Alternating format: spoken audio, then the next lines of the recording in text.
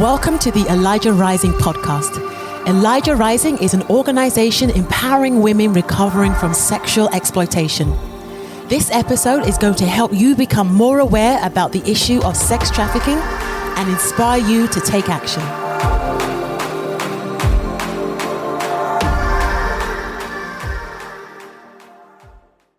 Hey, welcome. I'm Adam, and today I'm joined by Amber Knowles. Amber is the Executive Director of Fostering Family, a nonprofit committed to strengthening foster and kinship families in their communities through training and collaboration. Welcome to the podcast, Amber. Thanks for having me.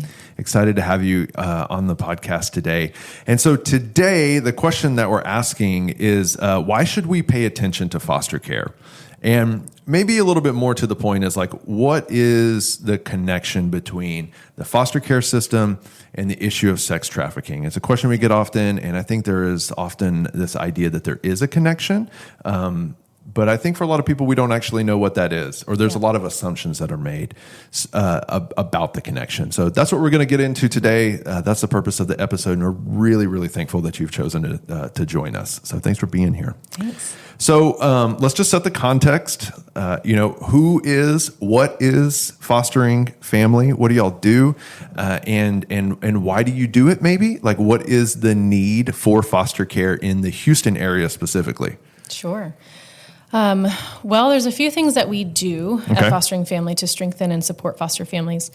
The first one that we do is a babysitting collaborative, and that is mainly geared toward getting support around foster and kinship families. Gotcha. And just to define kinship families, you've made that distinction. It's a harder term. Go for it. I'd love to define that. So kinship families are really relative caregivers. So when a kid goes into foster care, they may be placed with a foster family, which is what we often hear about. Right. But a lot of times they're actually placed with relatives. So they may like be a grandmother, a grandparent. An aunt. It may be an aunt. It might be even a neighbor. They don't even have to be specifically related. But obviously the goal is if they can't be with their parents, we'd want them to be with someone that they feel comfortable with. Someone they're familiar with. So they try to put them with a family member if possible. Wow. Okay. And so those are kind of termed kinship caregivers. Gotcha. So just because we're focused on foster care doesn't mean that we exclude those who are taking care of their family members as well, who might be in the foster care system. So through our babysitting collaborative, we early on we realized that a lot of these families do not have support around them.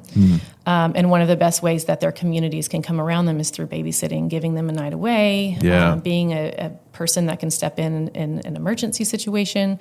The problem is when a kid is in the system or in foster care, you can't just have your sister babysit for them. So you have to have someone who is background checked, someone who is fingerprinted, someone who is trained, someone has CPR certification, things like that.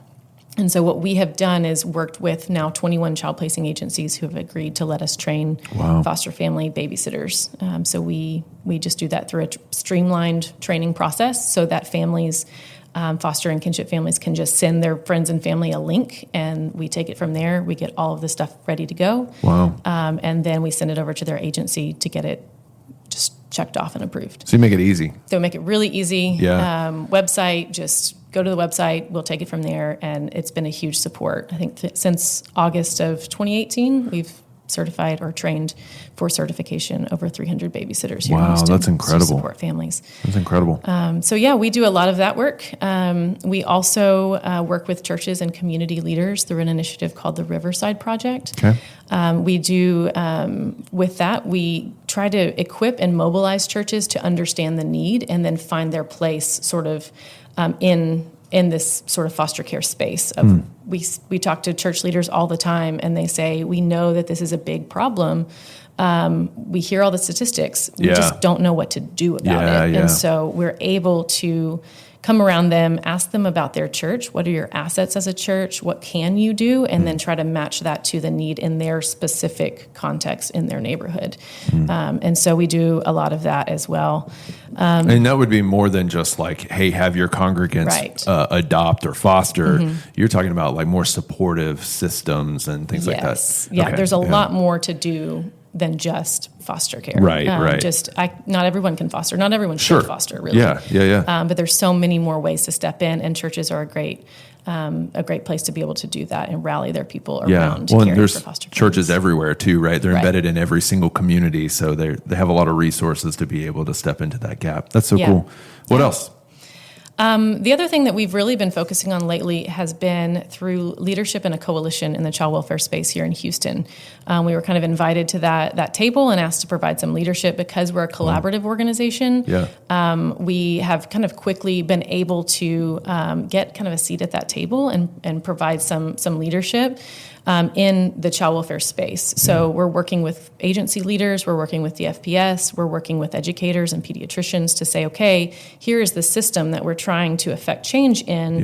How do we do that and work together? And so we're recognizing gaps and then figuring out how to get the right people in the right places and then where to step in and what things we can do to fix the system or make it more just improved for the sake of vulnerable kids.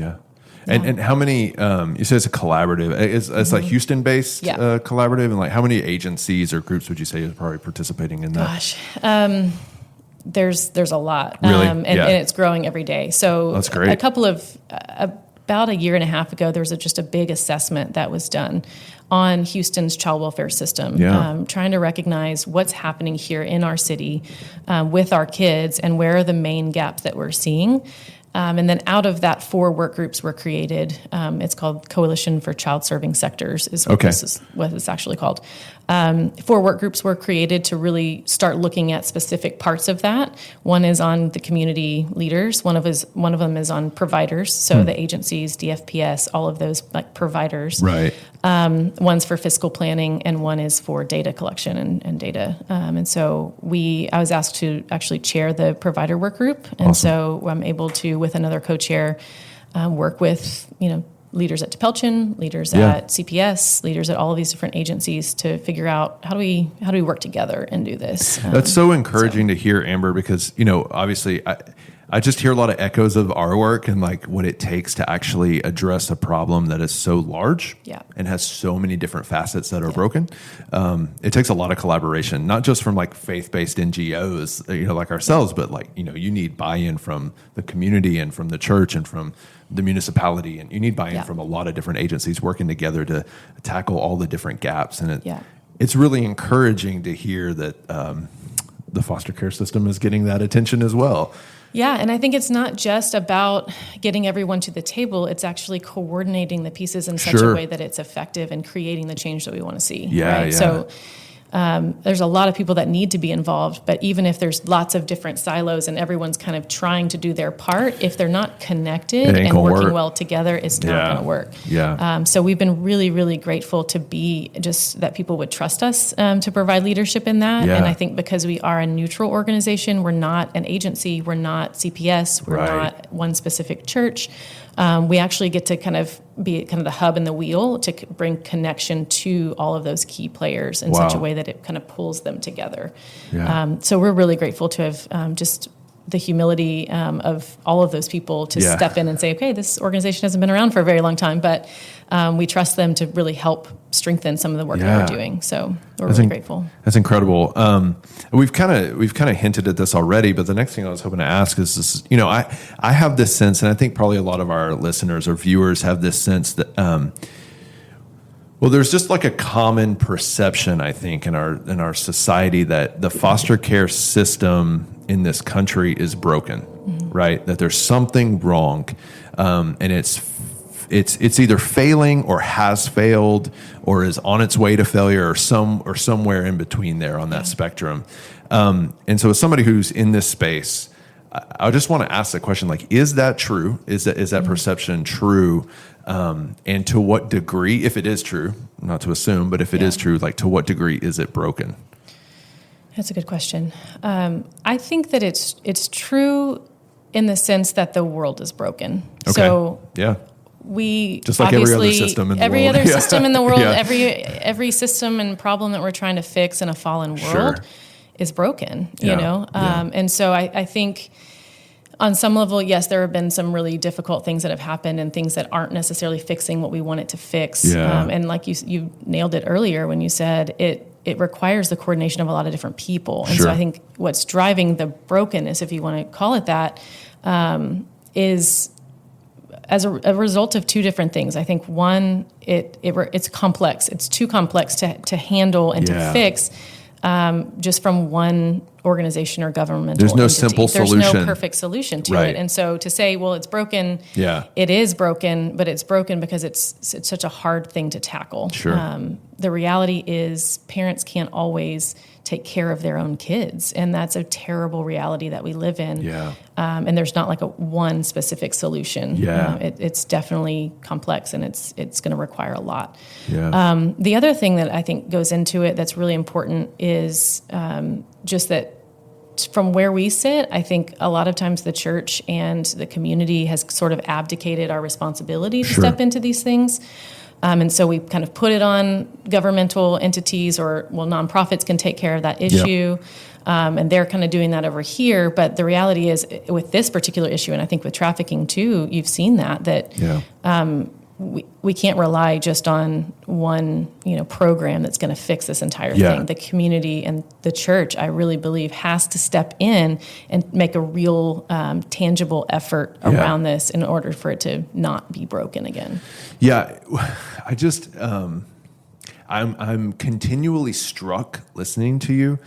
One of the things. One of my roles here with our team is to help us think about the way that we're messaging, not just the problem, but the solution of trafficking, problems, solutions, plural.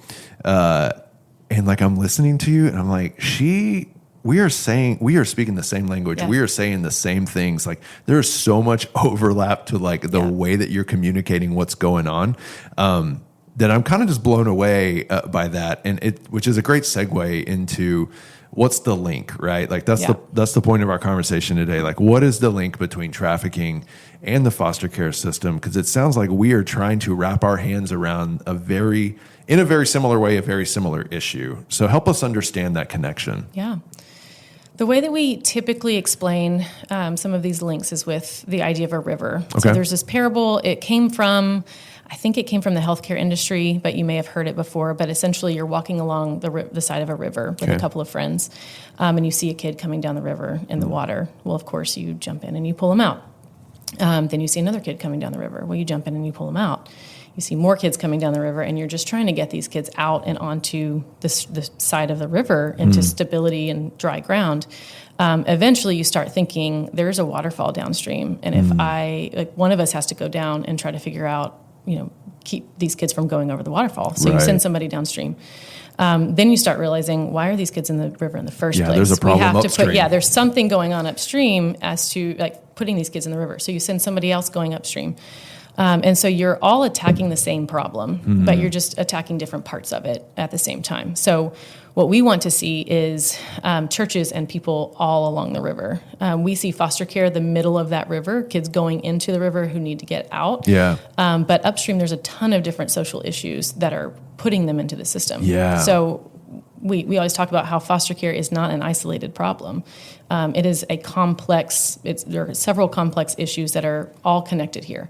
And if we attack just foster care, we're completely missing it. Sure. And so, things like homelessness, poverty, lack of education, crisis pregnancy, those are all upstream reasons why kids filter into the system. They're almost like tributaries that all these different little issues funnel into the foster care system, right?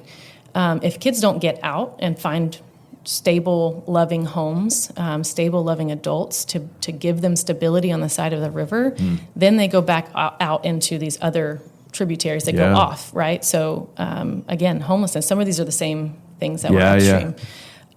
Homelessness, poverty, that's where we see trafficking come in. Right. I think the statistic, I've seen a lot of them, but the reality is there's a supply chain going into trafficking, and it's coming from foster care. So these are kids who either they're older kids who can't find a foster home, kids that are living in group homes. If they're not getting to stable ground, they are prime targets for trafficking. And so I think the last statistic that I saw was, estimated 60% of child sex trafficking victims who recover from raids came directly from the foster care system. Yeah, the numbers really are staggering. And, one of the things we say in our work of awareness and trying to educate is trafficking. If you were to define trafficking, we quote, a researcher, but the quote we use is like, it is the exploitation of vulnerability. Yep.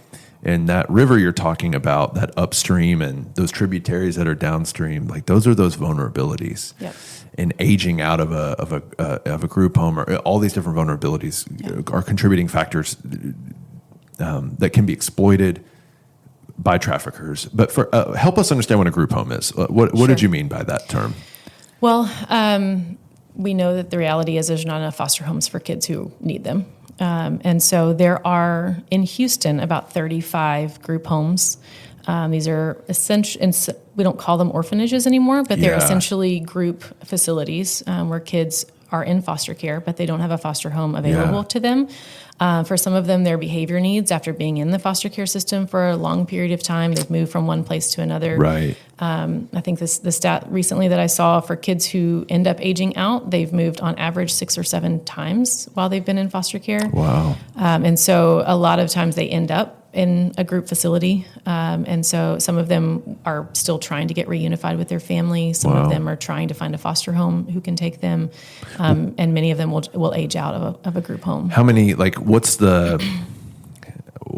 you said 35 homes in the Houston area. Like how many children are in each one of those? There's about, I think we looked at it yesterday, there were 433 kids in as of December, I believe. And what's the age out? Like, what's the age of aging out? 18 usually. Kids can opt to stay in until 21 if they want to. Okay. But technically, when they turn 18, they're on their own. So if you can imagine a kid turning 18, their birthday's coming up, and if they don't have a place to go, if they don't have a loving and stable adult who can help walk them into adulthood successfully, traffickers are waiting. And that's not a dramatic thing to say. It's a reality. There are traffickers who are waiting to prey on kids who all they want is belonging. All they want is love. All they want is protection. And if someone's going to offer that to them, they're going to go. We've seen reports of traffickers who, sometimes kids run away from these group homes because of different situations, conflict, trauma. And there have been reports of traffickers waiting outside for them to run. Like literally physically and physically waiting outside of them, ready to jump right in. And that's just, it's a difficult reality. And to know a lot of what we've been doing lately has been centered around these group homes and saying these group homes cannot care for their kids without the outside community caring for them.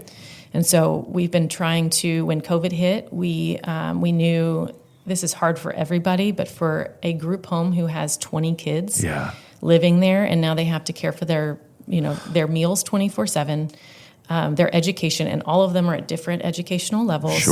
They're trying to keep them occupied. They're trying to get them on Zoom to do visits with their parents. Different traumas. All kinds of trauma. And so we started thinking this is not going to be good for them. So we started creating Amazon wish lists for them. And we went to each one of them and said, what is it that you need? Do you need snacks? Do you need food? Do you need games? Do you need basketballs? Do you need Frisbees? Do you need puzzles? What is it that you need? Video games? I don't care. Just tell us what you need. And we started looking around where they were located and tried to find local churches that could step in. And all we said was, you can commit. You don't have to commit to doing all the things. Just buy a Frisbee. Just buy a Frisbee. Just get your people around this Amazon wish list, step in. And the really cool thing is there now, as things are starting to open up a little bit more, that has turned into a lot more relational support. Funny story, not funny story, a great story. But 2 weeks ago, I was able to visit a church that was connected to one of these group homes. And walks these kids, and I just started. It was the kids that they in almost a year ago. We said, can you just provide for them through this Amazon wish list? And then we did. That's all we did, and they just started building connections there, and they started going and tutoring them. They started doing stuff for Christmas, and now these kids are wanting to know more, and they're worshiping with them at their church. So that's what we want to see happen. And I think that's what's going to really make a difference for these kids and giving them those relationships that they need so that when they do age out or when they do leave, they have somebody to call. They have somebody that they can rely on as they move forward. Yeah, that's incredible. You guys are doing incredible work. We're going to take a break in the podcast here for just a minute. And when we come back, we're going to talk about some of the roadblocks and misconceptions and that you guys encounter in your work. So stick with us. We'll be back in just a minute. 4 years ago, we started making candles in my kitchen because we had a dream to empower women recovering from sex trafficking.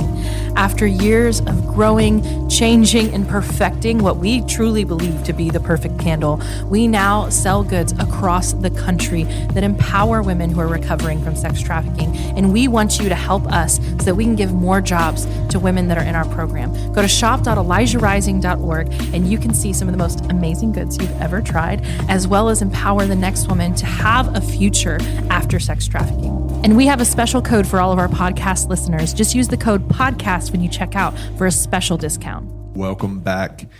Amber, I would like to know, what are some roadblocks? What are some barriers you guys bump up against? I'm sure, like every other nonprofit doing social justice work, there's always some sort of wall that you're trying to break down. But kind of with that question is like, what are some of the misconceptions that you think people have and that you guys come up against in your work? Sure. I think one of the first ones that comes to mind that we hear all the time is, I'm not called to foster. Oh, wow. I don't think I can do that, and therefore there's probably nothing for me to do. Not my issue. It's not my issue. Yeah. I can't take kids into my home, and so walk away. Yeah. But the reality is, like we mentioned earlier, there are lots of ways to get involved. Babysit for a foster. If you know a foster family, there's stuff to do. I can mow their lawn, provide childcare, drop off groceries, caring for kids who come from hard places, who have trauma in their background. It is hard. Well, I guess not to interrupt you, but like you just sparked a thought in me. It's like, do you know somebody who's raising a child? Yeah. Do they need your help? Right? Let's be a good neighbor. That's the reality. Like, just be a good neighbor. Like, be aware of who's Maybe next think door. Of State Farm. And Sorry. right. So I think that's such a great point. It's like, even though you might not feel called to the issue, it's like, you know what raising we all know what raising a kid looks like. We all know that can be difficult, no matter what, the circumstances of that family situation are. Sorry, I cut you off. Keep going. No, that's great. Yeah. So stepping in and just providing help, saying, I see you. Yeah. I want to know you. I want to know how to help. You are appreciated, because the reality is foster and kinship families, there's not a whole lot of people saying thank you for the work that they're doing, and it's just hard. Well, and they're providing a social service, right? Right. That we're all benefiting from. Every citizen is benefiting from the social service of foster families. Yeah. Right? So saying thank you. And it's hard. So tell them thank you. Thank you for what you're doing for kids who are vulnerable. Because again, if we can't all do that, then let's thank the ones that are doing it and trying to get support around them. Yeah, it's so good. That's a first place that I would say. And with that, I would also say, mentor at a group home. We have a place on our website where you can say, I want to mentor, and fill out this mentor interest form, and we can connect you to an organization that does that very well. Wow. So step in and be that loving and caring adult for a kid who may age out of the foster care system or may not find that forever family. And so you can help them into adulthood. Yeah. So you can, do those types of things, engage your church. There's a myriad of things that you can do to care for kids. That are in the foster care system. One of the other things that we hear quite often that's sort of connected to that is, and sometimes why people don't want to foster, is kids in the foster care system are broken. And I don't know if they can be healed. And so I don't know if I have what it takes to care for a kid like that. And I understand where that's coming from. There's a big fear in that. The reality, though, is that we've come a really long way in understanding what happens to kids when they are impacted by trauma. Sure. So 20 years ago, that was kind of the reality that we thought we were living in. We were living in a situation where we thought kids who experience trauma and abuse, their brains just get damaged, and we can't really fix that. Right. What we're now seeing through things like TBRI and these trauma-based principles is, with loving connection and healthy relationship, what the wiring can actually change. These brain pathways can be restored. And so there's a lot of hope and for healing for some of these kids that really many, if not most, of these kids who have these types of traumas. The hard thing is when they stay with these traumas over and over and over again, and no one's intervening right. with those healthy connections and relationships, it makes it much harder down the road. Yeah. And so the reality that these kids can't heal is just not true. Yeah. They just need you to do it. Right. You're that missing link. And so when people tell us that, we say, no, that's not true. You be the way that they, sort of the avenue toward their healing. And maybe we can give like a commercial for TBRI here for a second, but like TBRI is trust-based relational intervention, right? I got that right? Yes, yes. And it is, it's, well, let me say this. I'll speak from personal experience. So our staff has been through TBRI training, and it's fun. Like, and what I mean by that is like, it's a really interesting window into how to respond to someone, not just a child. I mean, it's designed for children, absolutely, but we employ TBRI principles in our restorative care work here at Elijah Rising with adults, right? But I went through the training and I went home and I was like, I'm going to do this to my kids. You know what I mean? And so like you learn all these. Or your wife or husband. Or, like you can right. Or my coworkers sometimes. And so, and so like it is a great training that's very accessible. I think anybody can do it. Anybody can be trained in it. And so that's a big, I want to say it's an easy thing to do.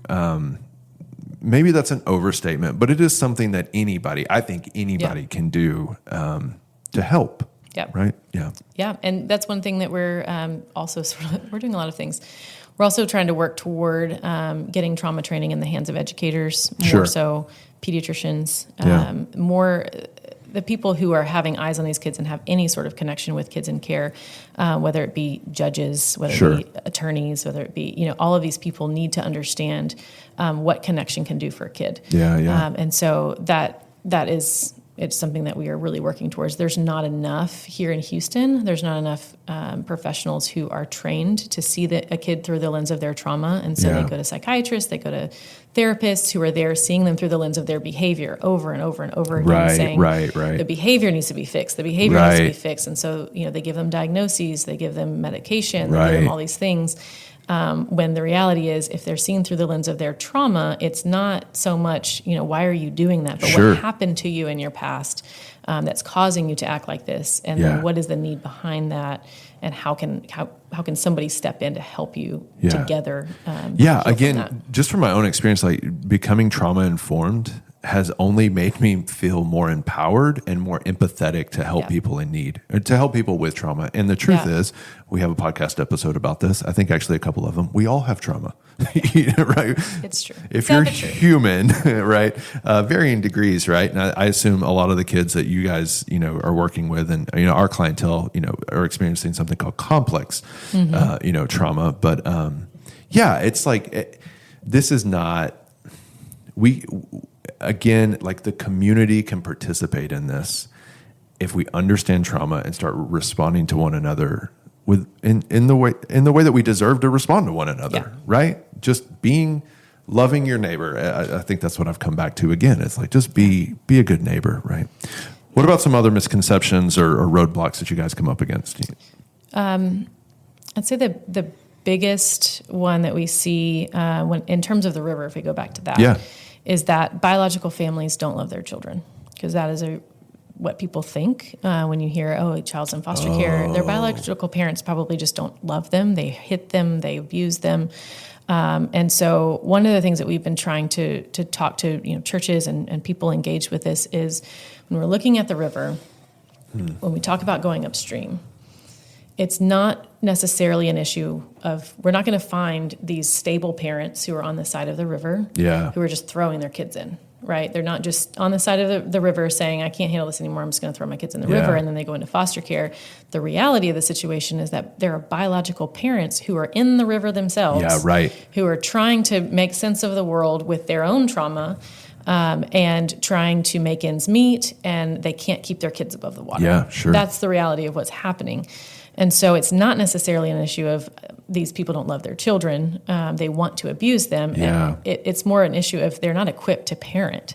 And so I think understanding that helps us to understand and remember that biological parents need help. Yeah. And that's where we're going upstream. So trafficking is kind of going upstream into foster care, and within foster care, we're trying to go upstream too. Yeah. And find out how do we equip these parents, because adoption through foster care that's not plan A. Right. That's what happens when plan A doesn't work. Right. And we want to see families restored and reconciled and being able to thrive on the side of the river as a stable family unit. That is the goal. When that can't happen, then adoption can happen and things like that. But about 80% of cases, about 80% of child welfare cases, the reality is these kids go into the system because of neglect, not because of abuse. Yeah. And that's huge because, again, the misconception is that these are kids who are sexually abused or physically abused. But in the large majority of these cases, it's parents who can't make ends meet. Yeah. And so for a variety of reasons, they can't keep their kids above the water. Yeah. And so that's something that we're trying to educate more on, just to build that compassion around them and help people have a more full picture of what's happening. It's so important for all of us to humanize one another. Yeah. It's so easy to look at an injustice and start dehumanizing everyone we think is to blame. Right. And I hear you saying that about the parents. We have to kind of do that work around buyers and traffickers. Yeah. It's like, look, they're broken too. We're not going to excuse the injustices, but at the same time, like we've got to do the hard work of reaching everybody, especially if we want to end the problem. Yeah. Right. Go upstream.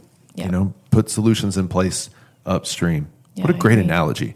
I feel like you've been working on that one for a while. We can't take credit for it. There are other people who have done the work before, and we've kind of even taken it a little bit further. Sure. So, I think it's great. I mean, I got the picture. Yeah. So I wonder, has fostering family encountered children that have been affected by trafficking? Are there any stories? Obviously, we're going to protect, Sure. individuals and things like that. But what connections have you seen personally? Well, most of the time we partner with other organizations, so we don't deal as much directly with kids because we're not a child placing agency or things like that. We do partner with organizations like Arrow. They have Freedom Place. Yep. And so we kind of help to support their work and do anything that we can to serve them and sort of equip them to do their work really well. I will say, just a few days ago, I did have a conversation from another trafficking organization leader who called me and just said, I have this contact. There was a now 19-year-old who was in foster care, then was in trafficking. So it was all kind of connected there that was just in crisis and needed help. And so we're really grateful to be in a position where when that sort of thing starts to happen, we can connect them to different resources. And gratefully, we were able to get some resources on board and help them to figure out what to do in that situation. Yeah, absolutely. Again, this is a perfect picture of this river. Yeah. This is a aged out kid. Yeah. And now 19, has a child, has been in trafficking and prostitution. Yeah. So she's very downstream, but the river is about to cycle back. Right. And they're saying she's in crisis. We need to help her. Yeah. And that being able to step in, the main reason she was able to get that support and get stability was because she had a loving, stable adult. Yeah, she had somebody who had walked with her early on, who now lives way out of state, but was still that phone call for her. Still connected. Yeah. That was the only reason that this girl was able to get out of the situation she was in, and find some stability and get some protection around her. Again, it always comes back over and over and over. It's going to come back to that loving, stable adult. Yeah. If these kids don't have it, it's going to lead to major problems. Yeah, I mean, we all need a sense of felt safety to be able to work through our stuff, whatever trauma, whatever issue that is. And so what I hear you saying is like establishing that relationship is a form of felt safety to where that 19-year-old had somebody to call. Mm-hmm. At least there was one person on the planet that they had a felt safety with. And you can break that cycle from going back upstream, back up the river, and creating it all over again. I wonder... Amber, if you consider fostering family, if you consider the nonprofit and its volunteers and its stakeholders, whomever they may be, a part of the solution to end trafficking, a part of the solution to fight trafficking, whether that's here in Houston or globally or whatever the case may be. Yeah, I hope so. Great answer. Otherwise, I'm spinning my wheels a little bit. Yeah. Well, say more. What do you mean by that? Yeah, I hope that what we're doing is leading to effective change upstream, midstream, downstream, and kind of working to coordinate. I would say we're just a part of it. And so, I hope that what we're doing is really, really good work. I hope people can see that the work we're doing with group homes, the work that we're doing to support families, the work we're doing in the child welfare system, I hope that we do that excellently and that we're doing it in a way that's not just putting Band-Aids on a lot of things, but we're actually looking at it from a broad perspective of what is actually going to fix this.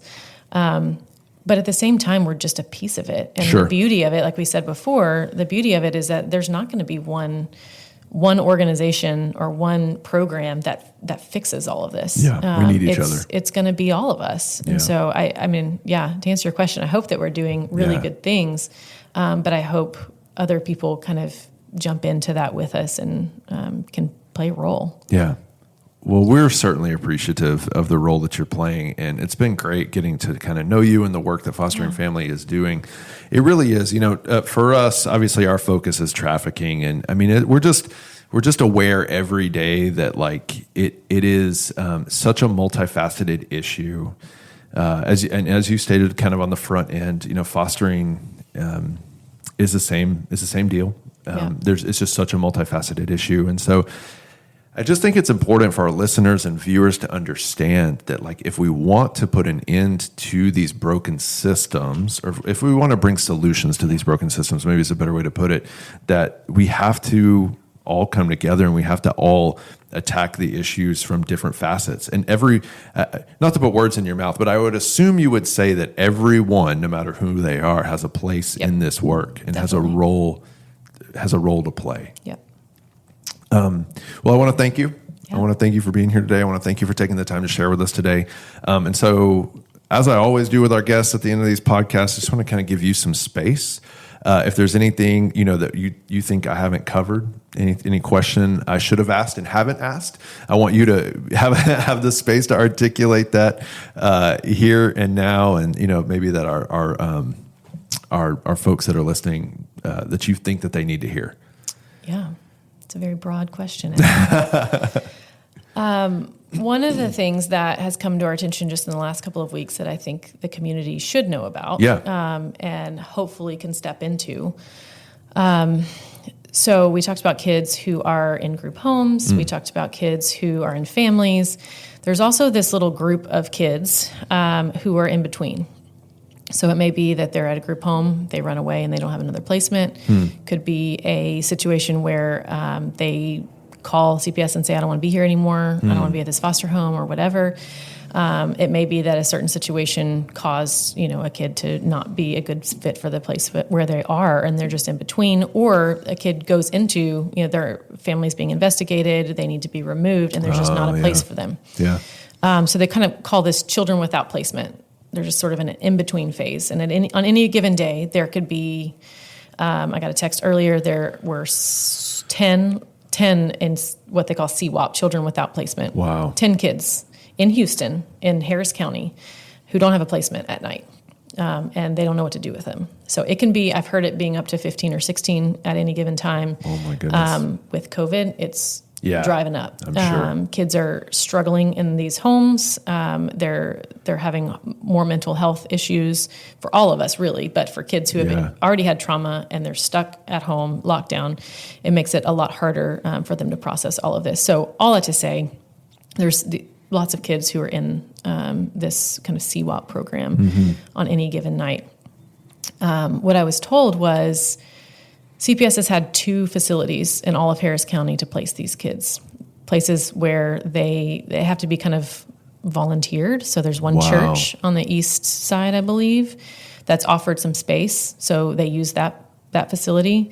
There was one other place that just this week said, we can't do it anymore. So there's one place now that they can send kids to. And if you can imagine 10, 15 kids being placed and they're in this situation, they're in crisis, it's not going to go well. And so we have been really trying to think through, just honestly, just this week, trying to figure out there's got to be more spaces for these kids. Gosh, yeah. And again, if it's going to continue to drive up until we can, again, go upstream to figure out, why are these kids running? Why are these kids not in a stable placement? We've got to figure out that piece, and we're working on it. But for the current crisis situation, there are kids who have to be placed somewhere. Yeah. Caseworkers have to be with them 24/7 because it's not a specific placement. So all it is offering a location with a bed and a room. For the child and the caseworker. For the child, the caseworker's just there. Right, just present. Obviously not sleeping or anything, just there. Yeah. And CPS workers just kind of go on shifts to be there as long as these kids are in this program. Yeah. So really what we have to find is, I think, 5 or 6 locations where these kids can be placed, because again, having that many kids in one location is not going to be good. But if there's 2 or 3 available places for across the city, this gives CPS an ability to have somewhere to go, and it's not placed on just one facility. So that's something that we've noticed is a really big need that we want to be able to figure out. And so we've gone to churches. We're going to anyone that has any sort of facility. Yeah. Do you have a roof? Do you have a room or a place with a couple of rooms? And we've seen, there are churches that are not back open yet. Granted, there are risks involved that they have to understand, but there's got to be in all of Harris County some places where we can figure out how to make them work. So we're looking at that. Again, it goes back to the whole community playing a role. And if there's anyone out there who has some sort of a facility that can house kids on a very temporary basis, there are community partners who can provide meals. There are community partners who can provide bedding and beds. You just need a location. We just need locations. Yeah. So, well, the last question I always ask is, how can we support your work right now? So I think you've kind of already shifted into that. If you are out there and you have a facility, So what else though? How else can we support what you guys are doing right now? I think we can. What can you do? If you know a foster family, if you know a kinship family, like we talked about before, know them, see them, love them, support them. We have tools and resources on our website that will make it really easy for you to support them. We have a foster family profile form that makes it very easy to know how to step in. What's the website address? www.fostering-family.org. Okay. We also have a resource page on there. So all of that /resources. Perfect. We just made that resource page live. It has all kinds of resources for foster families, educational resources. We have pediatricians, foster care clinics around the city. Any foster care liaisons are available in every school district, and we have all of them listed for families who are needing some educational support. And then any support group, parent night out, church community that's engaged in this, all of those are listed on a map. Nonprofits. And we also have a current foster family resource guide that's just like a 25-page document on all kinds of stuff that current foster families might benefit from. Yeah. A lot of that was just when we were fostering. It was everything that I wish that I had known put into one document. That's awesome. And if it's not in there, there's a link probably to where you can find it. Sure. Yeah. And so I think finding foster families or the ones that getting them connected to that type of support, you're always welcome to send them to us if they have a need that you don't feel like you can meet on your own.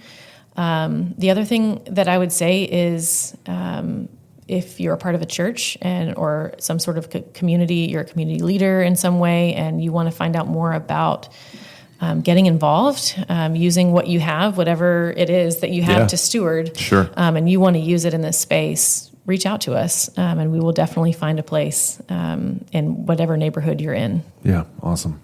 Yeah. Well, Amber, I want to say thank you again. Also, I just scrolled past your bio and realized that you're a fellow Baylor Bear, so sick 'em. Sick 'em Bears. Bears. Number 1 rated basketball team in the nation at the moment. Thanks for being here today. Yeah. Thanks for having me. And thanks for sharing your heart. Thanks for sharing your work. We appreciate you. We see you guys. Thanks. And we're very thankful for you. So, You've given us a lot. One more thing, sorry. Where can people find you other than the website? You guys have a phone number, an address, email address. If they want to contact you right now, how can they do that? Email address, amber@fostering-family.org. Social media? Yep, Instagram, you can find us. Facebook, you can find us. LinkedIn, if you do that, we're on there. I don't really understand exactly why I don't really do much on there. We're on there too, so yeah, LinkedIn. Pretty much any social media. We're not on Twitter. Okay, cool. We're not, you know, revolting or anything like that for any reason. We're just not there yet. That's great. But yeah, Instagram, Facebook. Awesome. You can find us there. All right. Thanks for being here today, Amber. Yep. Thank you for joining us today for this episode. If you were inspired by this content today, please share, rate, and leave a review. Also, please consider making a donation at elijahrising.org/donate. Your support helps us continue the vital mission to combat sex trafficking. Until next time.